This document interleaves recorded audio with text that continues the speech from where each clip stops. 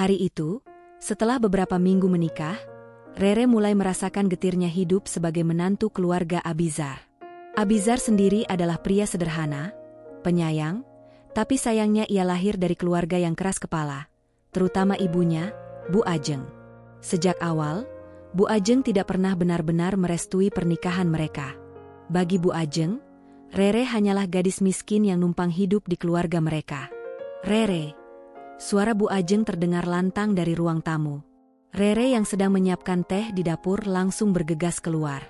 "Iya, Bu." Begitu sampai, matanya bertemu dengan tatapan tajam sang mertua. "Teh ini basi. Masa jadi istri nggak bisa nyeduh teh yang enak? Dari keluarga miskin, pantas aja kebiasaannya kayak gini." "Apa-apa seadanya," Bu Ajeng mendesis sambil mendorong gelas teh ke meja. Rere menelan ludah, mencoba menahan hatinya yang perih. "Maaf, Bu, saya bikin ulang." "Hah? Maaf, maaf, maaf. Itu aja yang kamu bisa. Kalau bukan karena Abizar nekat, gak mungkin saya biarkan anak saya nikah sama orang kayak kamu. Dasar gak tahu malu, numpang hidup." Rere tersenyum kaku, menunduk, menahan air mata yang hampir jatuh. Malam itu, ketika Abizar pulang kerja, Rere berusaha bercerita. "Mas, aku capek. Bu Ajeng selalu marah, selalu hina aku. Aku udah berusaha sabar, tapi..." "Sudahlah, Rere." Abizar memotong dengan suara datar. "Ibu itu orang tua. Kamu harus sabar. Jangan banyak ngeluh." "Tapi, Mas, aku manusia. Aku sakit hati dengar semua kata-katanya." Abizar terdiam, lalu menarik napas panjang. "Kamu jangan bikin masalah besar. Ibu pasti ada alasannya. Lagian, dia nggak salah juga. Kamu kan memang dari keluarga biasa aja. Ibu cuma takut aku salah pilih." Rere tercekat. Kata-kata itu seperti pisau menancap di dadanya. Jadi, bahkan suaminya sendiri pun mulai terpengaruh omongan sang ibu. Keesokan paginya, hujan deras mengguyur. Rere hendak menjemur pakaian yang masih basah, tapi Bu Ajeng sudah duluan bersuara. "Rere, jangan jemur di sini. Rumah ini bukan milik kamu. Kamu pikir ini kampungmu? Segala dicampur aduk. Astaga, apa Abizar nggak bisa cari istri yang lebih pantas?" "Bu, saya cuma mau jemur." "Diam," bentak Bu Ajeng. "Kamu kalau mau jemur, jemur aja dirimu sendiri biar cepat kering. Biar nggak numpang hidup di rumah orang. Dasar tak tahu diri." Rere tercekat, bibirnya bergetar. Tapi kali ini, ia menatap lurus pada mertuanya. "Saya memang miskin, Bu. Saya sadar. Tapi saya menikah dengan Abizar bukan buat numpang. Saya istri, saya berhak ada di sini." Ucapan itu membuat Bu Ajeng terbelalak. Wajahnya memerah. Dan tepat saat itu, Abizar muncul di depan pintu, wajahnya kaku melihat keduanya berhadapan. Hari-hari setelah pertengkaran dengan Bu Ajeng, membuat Rere semakin belajar menahan diri.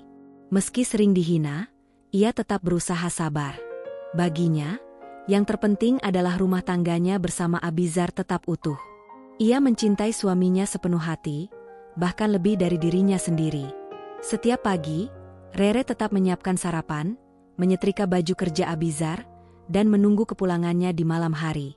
Namun, entah sejak kapan, Abizar mulai berubah. Tatapannya dingin, suaranya tak lagi hangat, dan ia sering pulang larut malam tanpa kabar. Suatu malam, Rere memberanikan diri bertanya, "Mas, kok akhir-akhir ini pulang selalu larut? Kamu capek ya di kantor?" Abizar melepas dasinya tanpa menoleh. "Kerjaan lagi banyak." "Jangan banyak tanya, Rere.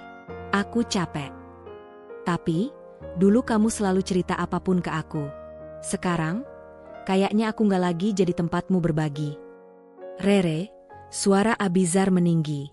"Kamu itu istri, tugasmu yang ngurus rumah.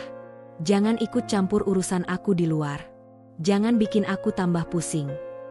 Ucapan itu menusuk hati Rere. Ia hanya bisa terdiam, menyembunyikan air matanya di balik senyum tipis. Rere tahu, jika terus larut dalam kesedihan, ia akan hancur. Maka, diam-diam ia mulai mencari cara untuk berdiri di atas kakinya sendiri. Dengan keterampilan sederhana yang dimilikinya, ia mulai membuat kue basah untuk dititipkan di warung dekat rumah. Awalnya, hasilnya kecil, hanya cukup untuk belanja harian. Tapi sedikit demi sedikit, usaha itu berkembang. Rere menabung diam-diam, bukan untuk dirinya, tapi untuk masa depan bersama Abizar.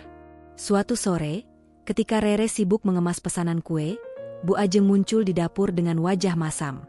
"Heh, kamu bikin apa ini? Kue? Hah, jadi istri kok malah dagang? Kamu kira rumah saya ini pasar?" "Maaf, Bu.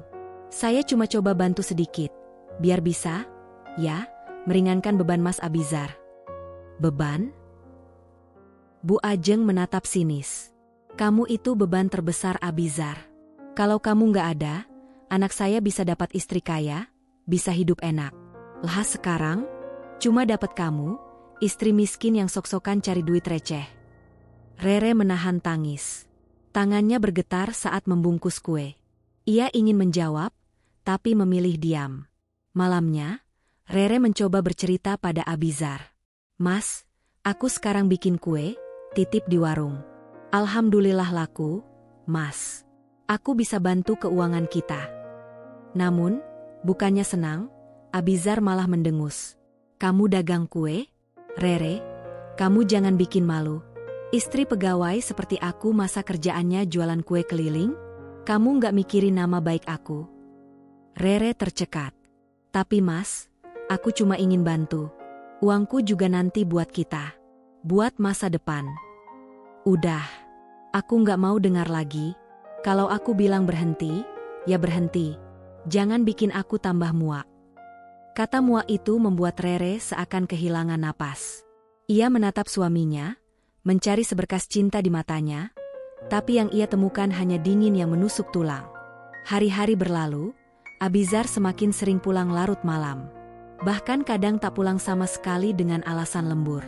Rere tahu, ada yang disembunyikan suaminya. Tapi ia terlalu takut untuk bertanya lebih jauh. Yang ia lakukan hanyalah terus berdoa, terus bekerja keras, dan terus bersabar. Sementara itu, bisnis kuenya makin berkembang. Beberapa tetangga mulai memesan untuk acara hajatan.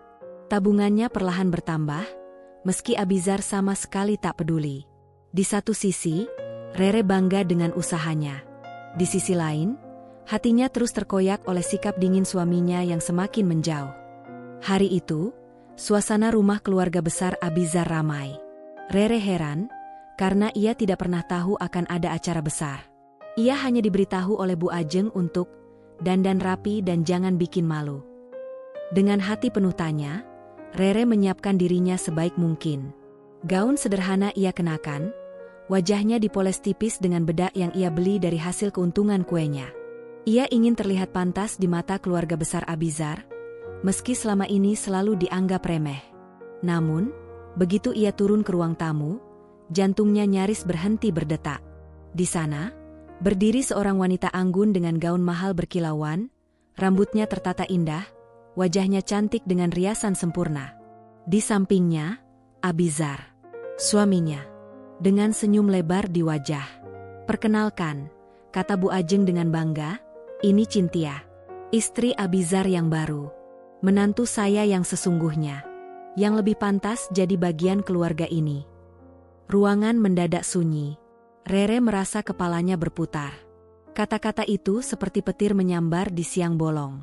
Ia menatap Abizar, berharap sang suami membantah, menjelaskan, membelanya. Tapi yang ia lihat hanyalah wajah dingin tanpa penyesalan. "Bu," suara Rere bergetar. "Apa maksudnya ini? Mas, apa benar?"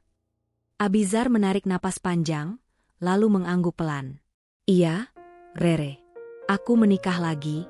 Cynthia, dia bisa melengkapi hidupku. Dia lebih cocok." "Cocok?" Suara Rere tercekat. "Jadi aku ini apa? Aku ini cuma pelengkap? Aku ini cuma beban, gitu?" Cynthia tersenyum tipis, elegan namun menusuk. "Rere, jangan salah paham. Aku datang bukan untuk merebut. Aku hanya ingin jadi pendamping yang baik untuk Abizar. Lagian, Keluarga sebesar ini memang butuh wanita yang bisa menyesuaikan diri. Kamu kan, ya, kamu sendiri tahu, kamu terlalu sederhana. Kalimat itu, meski diucapkan dengan lembut, lebih tajam dari belati. Bu Ajeng menambahkan dengan nada lantang, "Nah, inilah menantu yang saya banggakan. Cantik, pintar, berpendidikan, keluarga terhormat. Bukan kayak kamu, Rere, yang miskin, gak ada latar belakang, bikin malu saja. Mulai sekarang, jangan harap kamu dipandang di keluarga ini. Kamu itu cuma numpang nama." Suara tawa kecil beberapa kerabat membuat pipi Rere panas. Ia ingin berteriak, ingin melawan, tapi lidahnya keluh. Air matanya menetes, membasahi pipi. Ia menunduk, meremas ujung bajunya. "Mas," ucapnya dengan suara hampir tak terdengar. "Aku mencintaimu. Aku sabar, aku berusaha kuat, aku bahkan berjuang keras buat bantu kamu. Kenapa? Kenapa kamu tega?" Abizar menoleh, namun hanya sebentar. Tatapannya datar. "Rere, cinta aja nggak cukup. Hidup ini butuh lebih. Aku harus realistis." Di hadapan semua keluarga besar, Rere dipermalukan. Seolah-olah ia hanyalah noda yang harus dihapus. Cynthia meraih tangan Bu Ajeng dengan senyum penuh kemenangan. Sementara Bu Ajeng menepuk tangan menantunya yang baru dengan bangga. Mulai sekarang, keluarga ini punya menantu yang sesungguhnya. "Rere, anggap saja kamu cuma kebetulan pernah ada." Rere tak mampu menahan tangis. Ia berlari ke kamarnya, menutup pintu rapat-rapat, menekuk wajah dengan kedua tangannya. Dadanya sesak, suaranya tercekat. Di dalam kesunyian itu, hanya satu kalimat yang terucap dari bibirnya, dengan suara bergetar, penuh luka. "Ya Allah, kalau ini jalan MU, beri aku kekuatan untuk bertahan. Jangan biarkan aku hancur di hadapan mereka." Tak ada yang tahu, bahkan Abizar sekalipun, bahwa di balik kesederhanaannya, Rere sebenarnya menyimpan rahasia besar. Ya, diam-diam, Rere adalah CEO sekaligus pendiri dari sebuah perusahaan besar di bidang kuliner dan catering modern yang namanya mulai melejit di kota. Bisnis kue kecil yang ia bangun dulu hanyalah langkah awal. Dengan kecerdikan, kerja keras, dan relasi yang ia jalin tanpa gembar-gembor, Rere membangun jaringan. Restoran dan toko rotinya kini tersebar di beberapa kota, dengan ratusan karyawan di bawah naungannya. Namun Rere memilih tetap hidup sederhana di rumah Abizar. Ia tidak ingin kesuksesan membuatnya kehilangan pijakan, meskipun di rumah itu, ia hanya dipandang rendah. Suatu hari, perusahaan Rere membuka lowongan besar-besaran untuk posisi strategis. Banyak pelamar berdatangan, termasuk seorang wanita yang tak pernah ia sangka, Cynthia. Dengan percaya diri, Cynthia melangkah ke lobi kantor megah itu. Ia mengenakan setelan elegan, sepatu berkilau, dan aroma parfum mahal. "Hah? Ini baru perusahaan kelas atas. Pantas aja banyak orang antre kerja di sini," gumamnya sambil tersenyum sombong. Ia sama sekali tak tahu siapa sosok di balik perusahaan itu. Hari wawancara tiba. Cynthia duduk dengan penuh percaya diri, menunggu dipanggil masuk ke ruang direksi. Namun, ketika pintu terbuka dan ia melihat siapa yang duduk di kursi pimpinan, darahnya seolah berhenti mengalir. Di sana, dengan setelan jas hitam sederhana, riasan tipis, dan aura berwibawa yang tak terbantahkan, duduklah Rere. "Selamat pagi, Cynthia," sapa Rere dengan senyum tenang, namun matanya menusuk tajam. "Silakan duduk." Cynthia tercekat. Tangannya gemetar saat menarik kursi. Kakakmu, maksudku, Ibu Rere, kamu di sini?" Rere tersenyum tipis. "Ya, aku di sini. Tapi bukan sekadar ada di sini. Aku pemilik sekaligus CEO perusahaan ini. Jadi, kamu datang ke tempatku, melamar kerja padaku." Ruangan hening. Detik jam dinding terdengar begitu jelas. Cynthia menelan ludah, wajahnya pucat. Rere melanjutkan dengan nada tenang, tapi setiap katanya bagaikan cambuk. "Kamu ingat, dulu kamu berdiri di depanku, menyombongkan diri karena merasa lebih pantas jadi istri Abizar? Kamu ingat bagaimana kamu dan ibu mertua mempermalukan aku di depan keluarga besar? Dan sekarang, lihatlah siapa yang ada di kursi pewawancara, dan siapa yang duduk di kursi pelamar. Cynthia menunduk, wajahnya merah padam. Semua keangkuhan yang biasa ia tunjukkan lenyap seketika. Aku nggak tahu, Rere. Aku kira, kamu cuma perempuan miskin yang numpang hidup, begitu? Rere memotong dengan dingin. Ya, itu memang yang selalu kalian anggap. Tapi kenyataannya berbeda, kan? Cynthia mencoba tersenyum memelas. Tapi, kita kan sekarang keluarga, Rere. Aku hanya ingin cari pengalaman kerja. Siapa tahu, kita bisa saling dukung. Rere menatapnya tajam, lalu tertawa kecil. Keluarga? Lucu sekali. Keluarga macam apa yang menjatuhkan, menghina, dan menginjak harga diri orang lain? Kamu datang ke sini bukan sebagai ipar atau menantu kesayangan Bu Ajeng. Kamu datang ke sini sebagai pelamar kerja. Dan di kursi itu, aku CEO MU, bukan saudaramu. Cynthia terdiam, tubuhnya kaku, keringat dingin mulai bercucuran di pelipisnya. Beberapa staf HR yang menyaksikan dari belakang ruangan saling berbisik. Mereka mulai paham, rupanya kisah antara CEO mereka dan wanita ini punya sejarah panjang. Rere bersandar ke kursinya, menyilangkan tangan. Suaranya tenang, tapi penuh wibawa. Cynthia, aku akan tanya sekali. Apa yang bisa kamu tawarkan untuk perusahaan ini, selain kesombongan dan gengsi? Cynthia tergagap, kehilangan kata. Untuk pertama kalinya, wanita yang selalu merasa lebih unggul itu benar-benar ciut di depan Rere. Dan saat wawancara usai, Cynthia keluar dengan langkah gontai, wajah tertunduk. Semua arogansinya lenyap.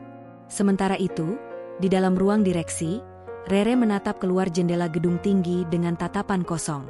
Ada kepuasan kecil karena kebenaran akhirnya terbongkar, tapi juga ada perih di hatinya.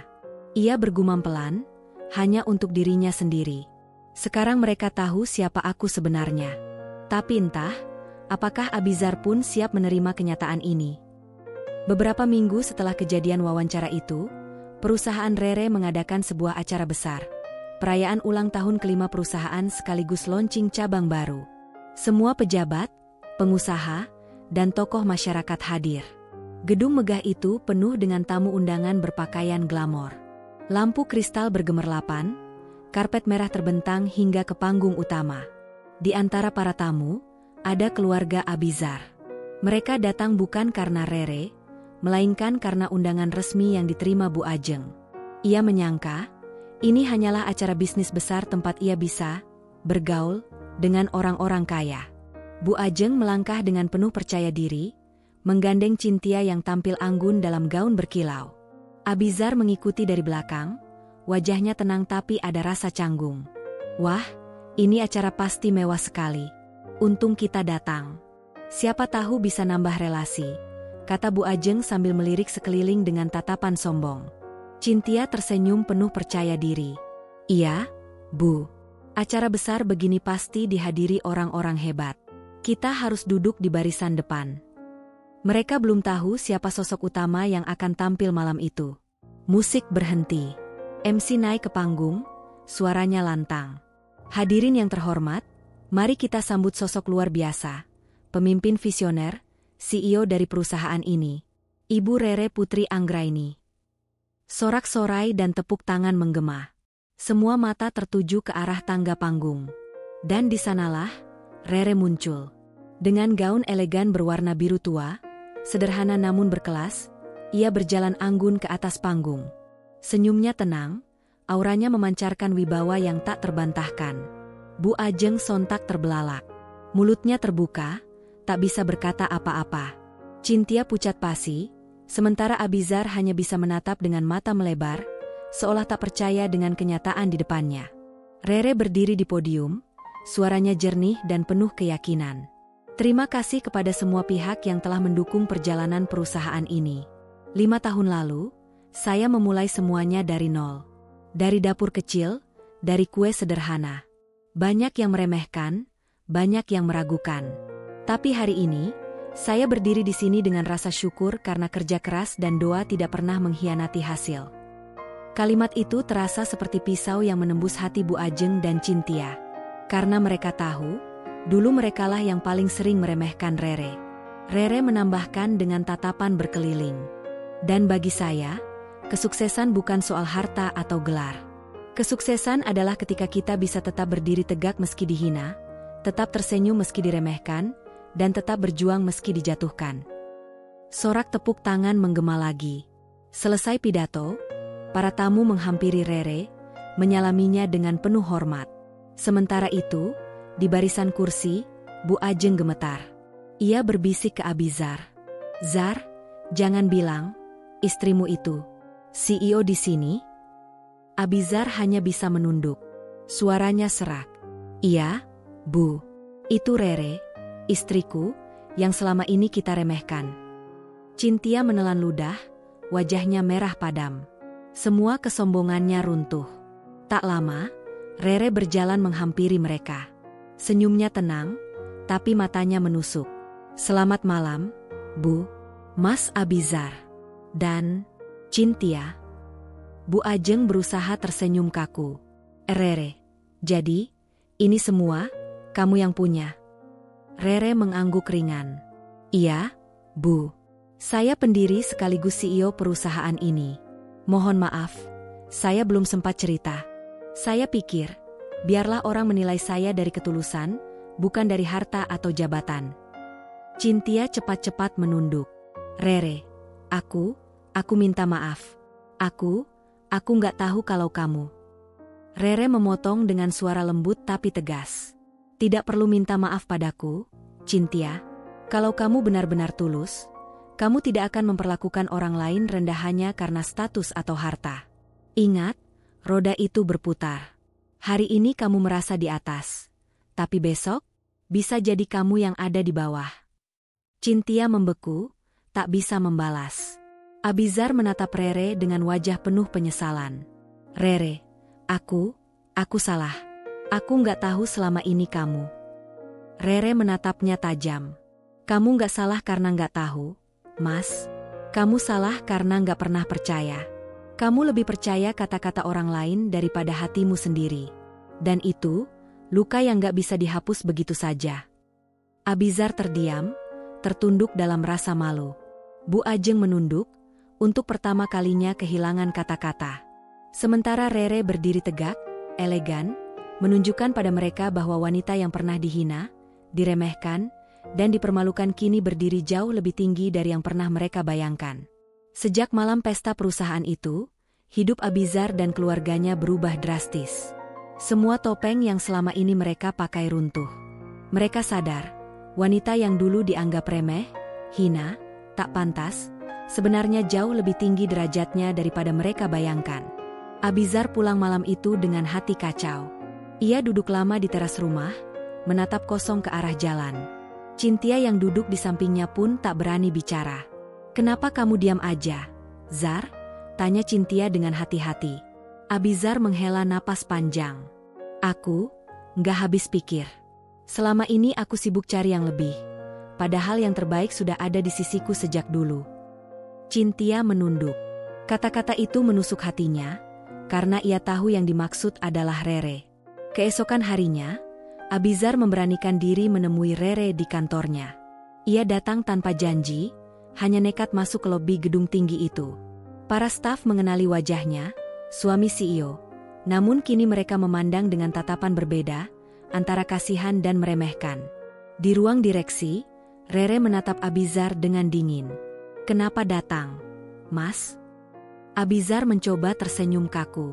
"Aku cuma pengen ketemu kamu. Aku kangen, Rere." Rere tertawa kecil, getir. "Kangen? Kata itu sudah basi buatku, Mas. Kamu lupa berapa lama aku kangen sama perhatianmu, tapi yang aku dapat cuma dingin dan hinaan." "Rere, aku menyesal." Abizar meraih tangan istrinya, tapi Rere cepat menariknya. "Jangan sentuh aku. Menyesal itu gampang, Mas. Tapi luka yang kamu tinggalkan gak bisa sembuh hanya dengan satu kata maaf." Abizar tertunduk. Dadanya sesak. Di sisi lain, rumah tangga Abizar dengan Cynthia ternyata tak seindah yang dikira. Cynthia mulai merasa Abizar bukanlah pria mapan yang bisa memberinya kenyamanan. Apalagi, Kini semua orang tahu betapa berharganya Rere. Suatu malam, Cynthia menatap suaminya dengan kesal. Abizar, kamu sadar nggak? Sekarang orang-orang malah menghina aku karena mereka tahu aku cuma istri kedua. Semua orang bandingin aku sama Rere. Aku capek. Abizar mendengus, suara meninggi. Lalu mau gimana? Kamu kan yang dulu mau nikah sama aku. Ya, karena aku kira kamu bisa kasih aku hidup yang layak. Tapi ternyata, aku malah hidup di bawah bayang-bayang istri pertamamu. Kamu sadar nggak? Zar, aku ini nggak lebih dari bayangan Rere. Kata-kata itu membuat Abizar terdiam. Dadanya semakin hancur. Untuk pertama kalinya, ia merasakan pahitnya ditinggalkan harga diri. Sementara itu, Bu Ajeng pun mulai merasakan buah dari kesombongannya. Beberapa kerabat yang dulu ikut menertawakan Rere kini menjauhi keluarga Abizar. Mereka lebih memilih menjilat Rere, sang CEO sukses. Di ruang tamu, Bu Ajeng menangis diam-diam. Ia menatap foto keluarga yang tergantung di dinding. Ya Allah, apa aku terlalu jahat sama Rere? Kenapa aku buta sampai nggak bisa lihat ketulusan menantuku sendiri? Namun egonya masih besar. Ia belum sanggup datang langsung meminta maaf. Suatu hari, Abizar kembali datang ke rumah Rere. Kali ini, ia benar-benar nekat. Rere baru pulang dari perjalanan bisnis.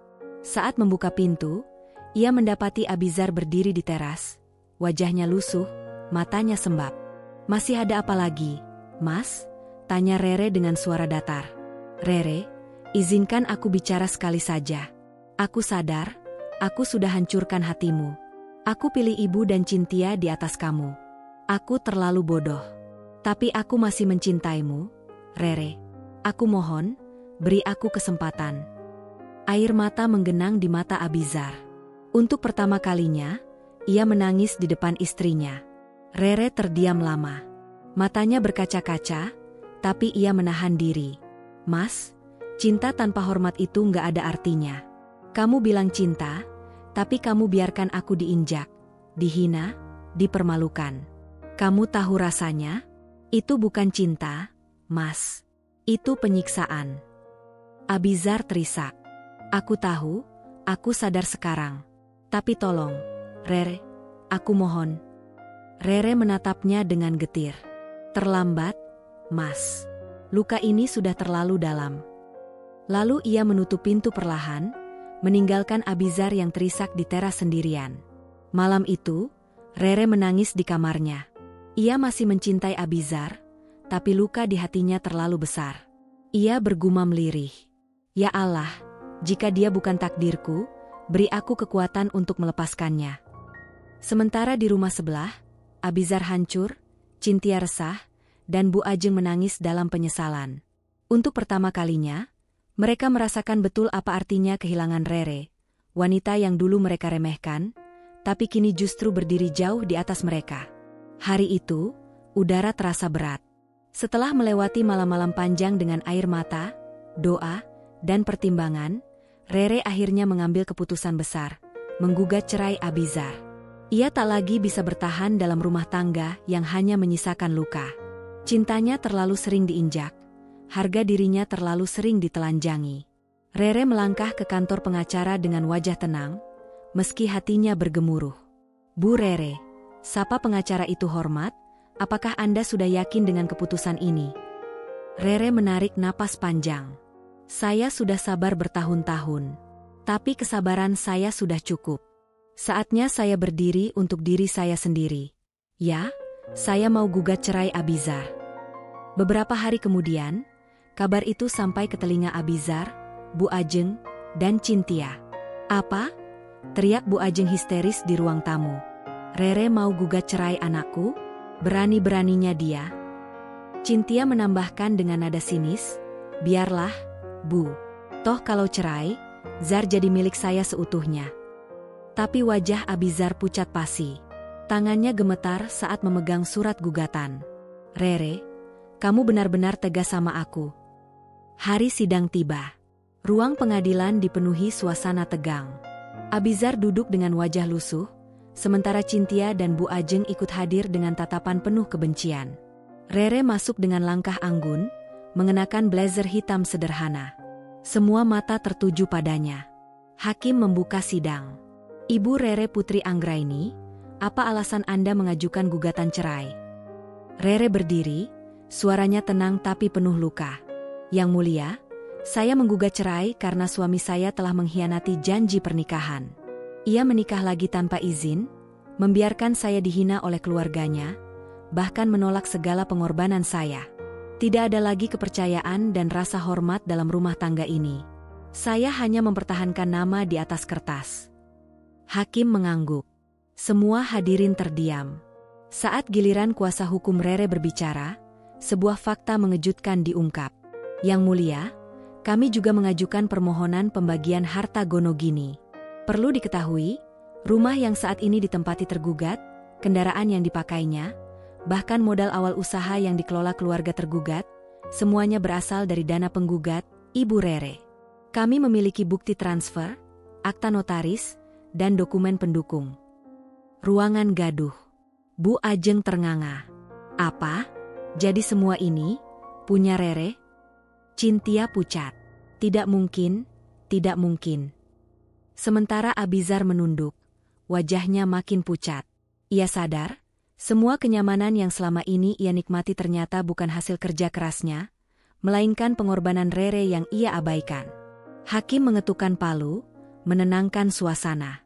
Jika benar demikian, maka hak atas rumah, mobil, dan aset lain akan kembali kepada penggugat. Tergugat tidak berhak menguasai fasilitas tersebut. Bu Ajeng langsung berdiri, berteriak. Tidak adil. Semua ini milik anak saya, kami yang tinggal di rumah itu. Rere menoleh, menatap Bu Ajeng dengan tajam namun tetap tenang. Maaf, Bu. Saya dulu dianggap numpang hidup. Tapi ternyata, yang menumpang selama ini adalah keluarga Bu. Suasana ruang sidang mendadak hening. Kalimat itu menampar keras, jauh lebih menyakitkan daripada teriakan. Usai sidang, Abizar mencoba mengejar Rere di halaman pengadilan. Rere, tolong, jangan ambil semua ini. Rumah itu tempat aku dan ibu tinggal. Jangan begitu kejam. Rere menoleh, matanya berkaca-kaca tapi suaranya dingin. Aku tidak kejam, Mas. Aku hanya mengambil hakku yang selama ini kalian injak. Kamu pilih orang lain di atas aku, sekarang hadapi konsekuensinya. Abizar terdiam, tak mampu berkata-kata. Cynthia hanya bisa menggertakkan gigi, sementara Bu Ajeng menangis, wajahnya pucat. Dan untuk pertama kalinya, Rere berjalan pergi bukan dengan kepala tertunduk, melainkan dengan kepala tegak, wanita yang dulu dipermalukan, kini meninggalkan mereka dengan martabat utuh dan kemenangan di tangannya. Hari itu, kabar besar tersebar luas di antara tetangga, kerabat, bahkan rekan bisnis. Keluarga Abizar jatuh miskin seketika. Rumah mewah yang selama ini mereka tinggali ternyata bukan milik mereka, melainkan milik Rere, wanita yang selalu dihina sebagai penumpang hidup. Mobil yang biasa dikendarai Abizar pun ditarik perusahaan leasing, karena semua cicilan ternyata dibayarkan dari rekening Rere. Bisnis kecil yang dulu mereka banggakan pun ikut ambruk, karena modal dan jaringan pemasoknya ternyata seluruhnya berasal dari hubungan bisnis Rere. Begitu Rere menarik tangannya, semua investor, supplier, dan pelanggan langsung menutup pintu. Kehidupan baru, tanpa kemewahan. Suasana rumah mewah itu menjadi mencekam sejak keputusan pengadilan final dibacakan. Rere berhak penuh atas rumah dan aset. 1 minggu setelah keputusan keluar, sebuah truk pengangkut barang datang. Petugas keamanan perusahaan Rere ikut mengawasi. Silakan, Pak, Bu. Keluarga Anda harus segera mengosongkan rumah ini. Sesuai keputusan pengadilan, hak kepemilikan resmi kembali ke Ibu Rere Putri Anggraini, ucap seorang petugas dengan sopan tapi tegas. Bu Ajeng meraung, berpegangan pada sofa empuk yang selama ini jadi kebanggaannya. Tidak. Rumah ini milik keluarga saya. Kami yang tinggal di sini. Kalian tidak bisa seenaknya mengusir kami. Petugas hanya menggeleng. Mohon maaf, Bu. Kami hanya menjalankan keputusan hukum. Silakan bawa barang pribadi, tapi properti utama tetap di sini. Cynthia menangis panik, menarik koper dan tas bermerek yang tersisa. Zar, lakukan sesuatu. Kita nggak bisa tinggal di jalan. Sementara Abizar hanya terdiam, wajahnya pucat pasi. Ia merasa seperti pria tak berguna. Semua gengsi, harga diri, dan kebanggaan yang dulu ia pamerkan lenyap begitu saja. Malam itu, keluarga itu benar-benar keluar dari rumah mewah dengan hanya beberapa koper. Tetangga yang dulu iri pada kemewahan mereka kini menyaksikan dengan tatapan sinis bercampur iba. Kasihannya, ternyata selama ini cuma numpang nama. Semua itu punya Rere, bisik seorang tetangga. Pantas aja dulu Rere dihina-hina. Padahal aslinya dia yang bikin mereka hidup enak, sahut yang lain. Bisik-bisik itu menusuk telinga Bu Ajeng. Ia menunduk, wajahnya merah karena malu. Dari sofa empuk ke tikar lusuh. Beberapa hari berikutnya, Abizar, Bu Ajeng, dan Cynthia terpaksa tinggal di rumah kontrakan kecil di pinggiran kota. Rumah itu hanya berdinding tipis, beratap seng bocor, dan berlantai semen dingin. Bu Ajeng sering duduk termenung, meratapi nasib. Ya Allah, kenapa begini? Dulu saya punya segalanya. Sekarang harus tidur di lantai, makan seadanya. Cynthia mulai menunjukkan wajah aslinya. Ia yang terbiasa dengan kemewahan tak tahan dengan kondisi itu. Ia sering mengomel, menyalahkan Abizar. Zar, kalau aku tahu kamu cuma laki-laki pecundang, gak akan aku mau nikah sama kamu. Kamu bilang bisa kasih aku kenyamanan, nyatanya cuma bikin aku sengsara. Abizar terdiam, menahan amarah. Hatinya hancur, tapi ia tahu Cynthia tidak sepenuhnya salah.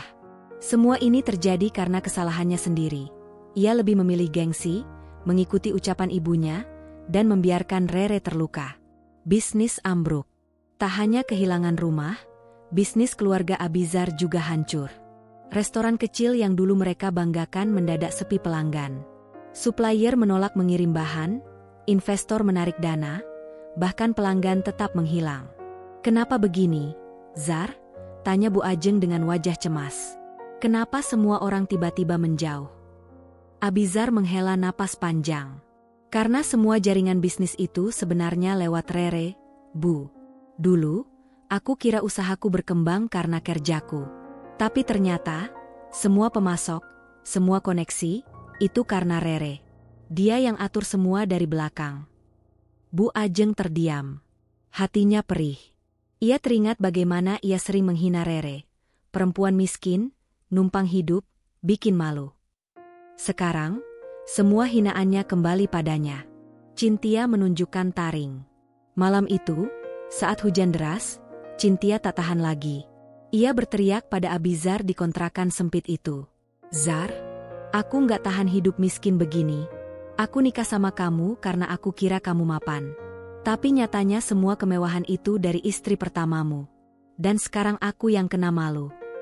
Cynthia, tolong, sabar. Aku akan berusaha bangkit lagi. Bangkit? Cynthia tertawa sinis. Dengan apa? Kamu nggak punya uang? Gak punya relasi, bahkan gak punya harga diri.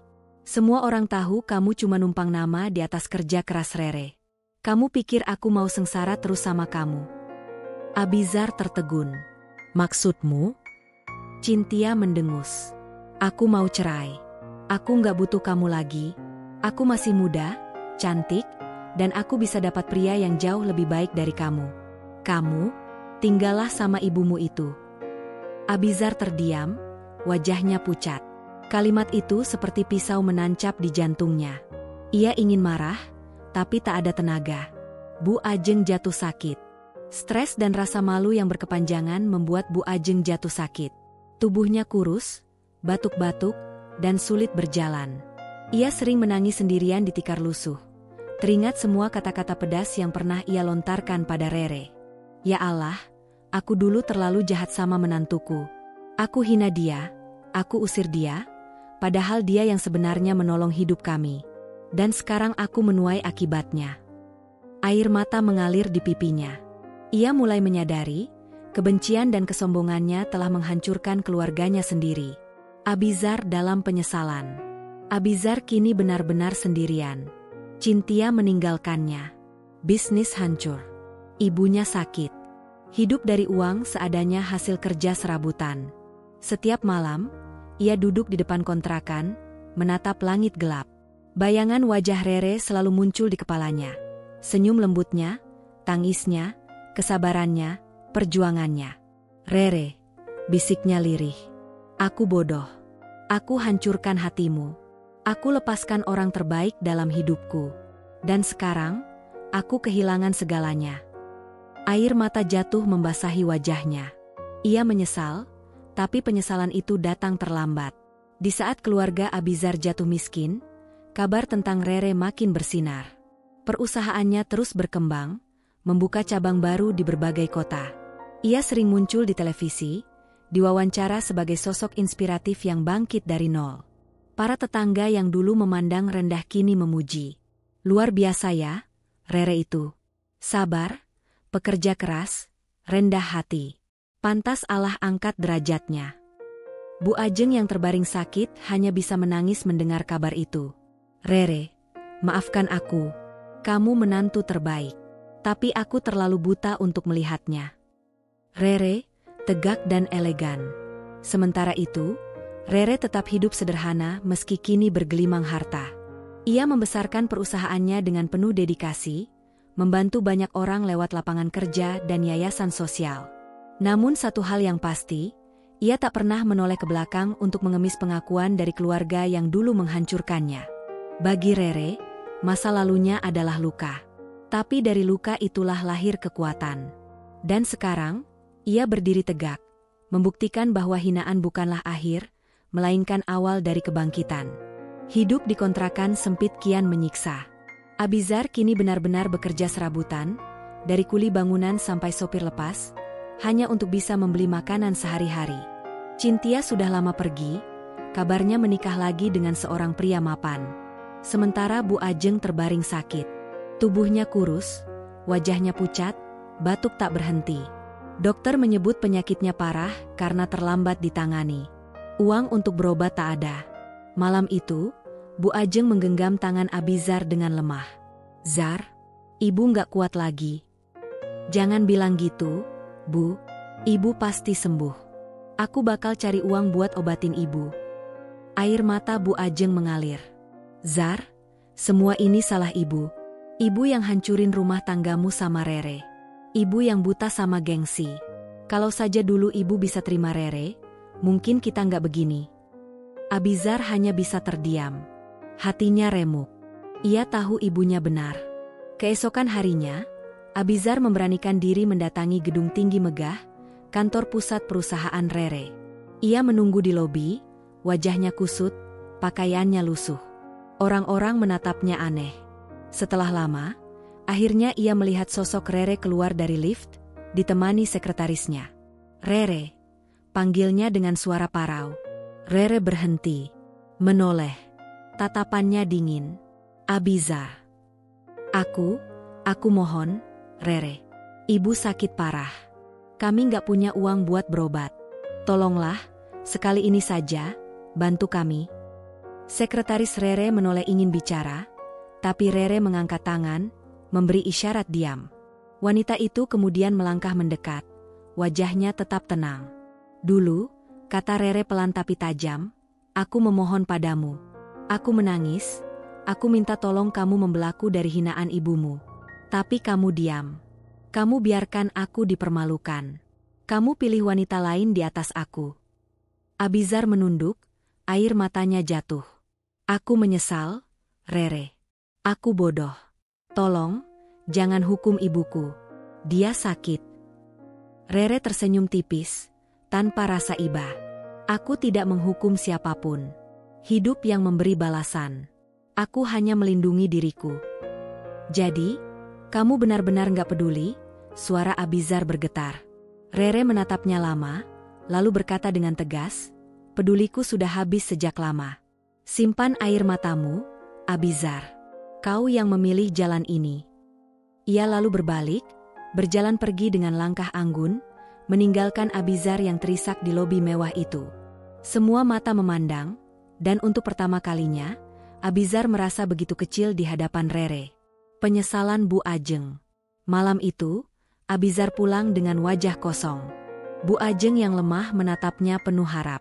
"Zar, Kau temui Rere. Abizar mengangguk pelan, air matanya jatuh. Aku sudah coba, Bu. Tapi Rere, dia sudah tidak peduli lagi sama kita. Bu Ajeng menutup wajah dengan tangannya yang keriput, menangis terseduh. Pantas. Pantas dia begitu. Aku terlalu jahat sama dia. Aku hina dia setiap hari. Aku bilang dia numpang hidup, padahal justru kita yang numpang. Allah membalas semua keburukan ibu, Zar. Ia batuk keras hingga darah keluar dari mulutnya.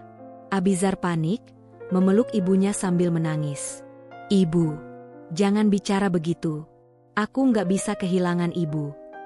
Tapi Bu Ajeng hanya menggeleng lemah. Kalau ajal sudah dekat, nggak bisa ditolak. Tapi sebelum itu, ibu cuma ingin satu hal, sampaikan ke Rere.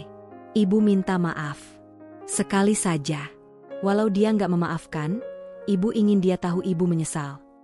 Abizar menangis lebih keras. Hatanya hancur. Rere yang tegak. Sementara itu, di rumahnya yang baru, Rere duduk di balkon menatap bintang. Ia mendengar kabar tentang Bu Ajeng lewat stafnya. Tapi hatinya tetap tenang, tak ada sedikit pun keinginan untuk kembali. Ia menulis di buku hariannya. Dulu aku pikir aku lemah tanpa mereka. Aku pikir aku tak akan bisa berdiri sendiri. Tapi ternyata, aku bisa. Aku lebih kuat dari yang kubayangkan. Dan sekarang, aku tak punya kewajiban untuk kembali ke luka itu. Senyum tipis muncul di wajahnya. Ia tahu, banyak orang mungkin menganggapnya kejam karena tidak menolong mantan suami dan mertuanya. Tapi bagi Rere, ini bukan tentang dendam.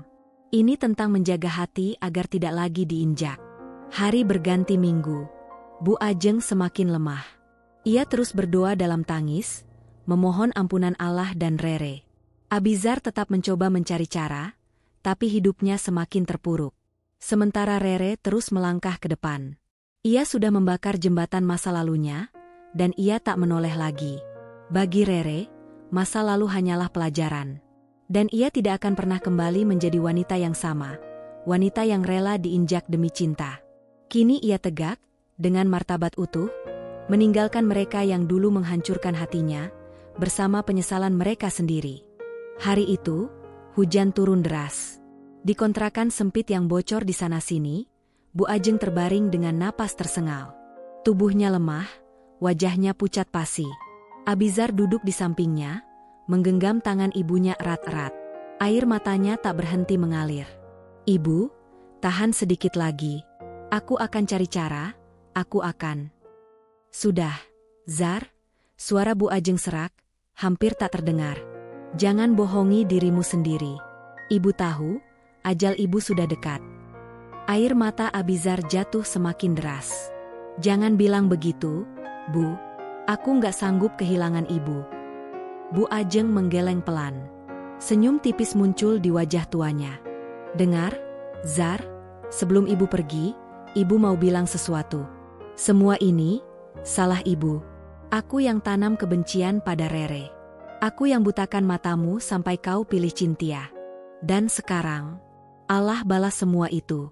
Rumah hilang, harta hilang, bahkan keluarga kita hancur. Ibu, Abizar hanya bisa menangis. Sampaikan pada Rere, bisik Bu Ajeng dengan suara lemah. Ibu minta maaf. Meski aku tahu, dia mungkin tak peduli lagi. Tapi ibu ingin dia tahu, ibu menyesal. Air mata menetes di pipinya. Napasnya semakin berat. Hingga akhirnya, tubuhnya kaku. Bu Ajeng meninggalkan dunia dengan penyesalan di bibirnya. Abizar meraung, memeluk tubuh ibunya yang dingin. Ibu, jangan tinggalkan aku. Aku sudah kehilangan segalanya, sekarang aku benar-benar sendirian. Pemakaman sepi. Pemakaman Bu Ajeng berjalan sederhana. Tak ada kerabat dekat yang datang, tak ada sanak saudara yang peduli. Tetangga sekitar hanya sekadar membantu menggali kubur. Abizar berdiri dengan wajah kosong, pakaiannya basah kuyup diterpa hujan. Ia menatap nisan sederhana itu, hatinya hancur berkeping-keping. Satu-satunya orang yang terlintas di pikirannya hanyalah Rere. Andai dulu ia melindungi Rere, andai ia memilih setia, mungkin semua tak akan berakhir seperti ini. Tapi andai hanyalah penyesalan yang tidak pernah bisa mengubah kenyataan. Rere tak bergeming. Di hari yang sama, Rere sedang menghadiri acara peresmian cabang baru perusahaannya. Kamera televisi menyorot wajahnya yang anggun dan penuh wibawa. Ia tersenyum ramah, menjawab pertanyaan media, dan memberikan inspirasi bagi banyak orang. Seorang staf mendekat, berbisik pelan. "Bu, ada kabar? Bu Ajeng, mantan mertua Anda, baru saja meninggal." Rere terdiam sejenak. Senyumnya sedikit pudar, tapi hanya sebentar. Ia lalu berkata datar, "Semoga Allah menerima amal ibadahnya." Setelah itu, ia kembali melangkah ke podium, tanpa sedikit pun menoleh ke masa lalu. Abizar yang hancur. Hari-hari setelah kepergian Bu Ajeng, Abizar benar-benar jatuh ke titik terendah. Cynthia tak pernah kembali. Ia kehilangan rumah, harta, dan kini juga ibunya. Ia hidup menggelandang, tidur di emperan toko, makan dari belas kasihan orang lain. Orang-orang yang dulu menghormatinya menjauh, bahkan ada yang menertawakan kehancurannya. Suatu malam, ia duduk sendirian di trotoar, menatap langit kosong.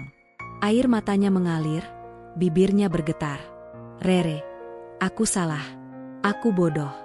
Kau wanita terbaik dalam hidupku, tapi aku hancurkan dengan tanganku sendiri. Kini aku hanya punya penyesalan. Dan aku tahu, kau tak akan pernah menoleh lagi padaku." Ia menunduk, menutup wajah dengan kedua tangan, menangis sejadi-jadinya. Kemenangan sejati. Rere kini hidup dengan damai. Perusahaannya semakin maju, namanya harum sebagai pengusaha muda sukses sekaligus filantropis.